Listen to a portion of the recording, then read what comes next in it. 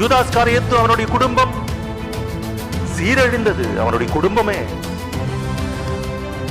வயிறு வெடித்து செத்தானாம். அவனுடைய சாவு கோரமான சாவு. எதற்காக இயேசு கிறிஸ்துவரிடத்தில் இருந்தானாம்? பணத்திற்காக, அவனுடைய தேவைகளுக்காக. யூதாஸ்காரியத்து அவனுடைய குடும்பம் பாருங்க, அவனுடைய நிலைமையை பாருங்க.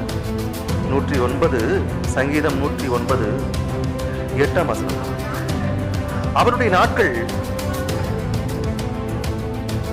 அவனுடைய ஆயுள் காலமே குறுகிவிடும். சீக்கிரமா செத்துருவாங்க. அவன் உத்தியோகம் வேறொருவனுக்கு கொடுக்கப்படும். அப்படிப்பட்டவர்களுடைய உத்தியோகம்.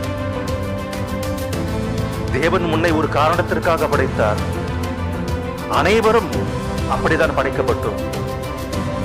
நீ அந்த உத்தியோகத்தை செய்யாமல், தேவன் கொடுத்த அந்த வேலையை செய்யாமல், தேவனை உன்னுடைய சுயநலனுக்காக பயன்படுத்திக் கொள்ள வேண்டும் என்று விரும்பி இம்மைக்காக தேவனை நம்பினால், நீ எதற்காக பிறந்தாயோ அந்த பிறப்பின் காரணத்தை வேறொருவன் செய்யத்தக்கதாக அந்த பொறுப்பை வேறொருவனுக்கு கொடுப்பார் தேவன்.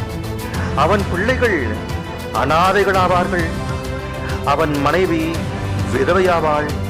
அவன் பிள்ளைகள் அலைந்து திரிந்து பிச்சை எடுத்து அப்பா அப்பா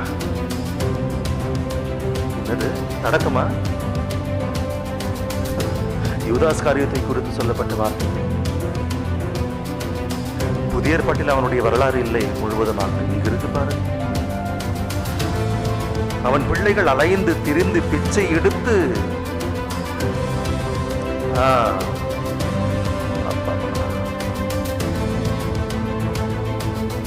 உலகத்திலே இருக்கின்ற மனிதர்கள் அனைவரை காட்டிலும் பரிதாபத்திற்குரியவர்களாக மாறுவார்.